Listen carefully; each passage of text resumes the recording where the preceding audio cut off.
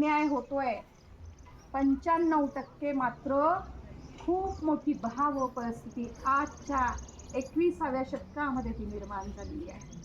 ती काय आहे ही मी सांगत असताना, सक्षमीकरण म्हणजे काय, सक्षमीकरण किंवा सबलीकरण म्हणजे काय, सबलीकरण म्हणजे महिलांना शिक्षणाचा समान अधिकार नाही दिला, नाही दिला, दिलाय.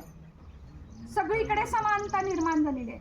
आम्ही शिकलो, यांच्याबरोबर मी पण आहे, मला सोडून यांना मी बोलणार नाही, यांच्याबरोबर मी आहे आणि मला समोर ठेवून मी बोलणार आहे.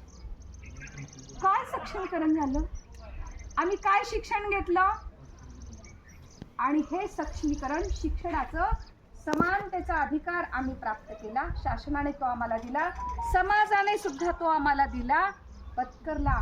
परंतु 5% मी सांगणार आहे की 5% सुद्धा अजून माझ्या दुर्बल भगिनी अजून हायवेवर आलेल्या नाहीये, अजून त्या महामार्गावर आलेल्या नाहीयेत. अशी दुर्बल अवस्था झालेली आहे. आम्ही शिक्षण घेतलं पण शिक्षणाचा अर्थ आम्ही घेतला नाही. मी पासून बोलते, शिक्षण कशासाठी घेतलं, नोकऱ्यांसाठी, शिक्षण रुबाब दाखवण्यासाठी, शिक्षण वर्चस्व गाजवण्यासाठी, कशासाठी शिक्षण घेतलं, मीपणाला सुधारण्यासाठी मी शिक्षण घेतलं. आणि ह्या 5% असणाऱ्या ज्या दुर्बल घटकांमध्ये असणाऱ्या ज्या माझ्या भगिनी आहेत त्यांना मात्र आम्ही सोबत घेतलेलं नाही. मुठभर शिकलो आणि पुढे गेलो आणि खूप पैसा कमवला म्हणजे शिक्षण नव्हे. आधुनिक शैक्षणिक धोरणामध्ये हेच सांगितलेलं आहे, शिका आणि संस्कृती राखा आणि संस्कृतीकरण करा. हा शिक्षणाचा अर्थ नवीन शैक्षणिक धोरणामध्ये दिलाय. कुणीही बेकार राहायचं नाहीये, स्वयंस्फूर्तीने या ठिकाणी काम करायचंय आणि स्वयंसदृढ व्हायचंय. हा शिक्षणाचा खरा अर्थ त्याच्यामध्ये आहे.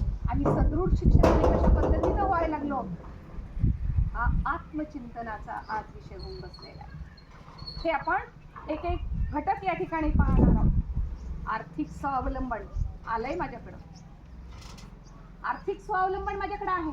अनेक बचत गट आहेत, गावागावामध्ये अनेक बायकांकडे, एवढे म्हणजे महिलांकडे आर्थिक स्वावलंबनाची परिस्थिती निर्माण झाली आहे. परंतु 5% अजूनही आर्थिक स्वावलंबन त्यांच्याकडे नाही आहे. हे स्वावलंबन कसं येईल तर ते आत्मचिंतनाने येईल, आत्मविश्वासाने या ठिकाणी ते स्वावलंबन आपल्याला मिळवता येईल.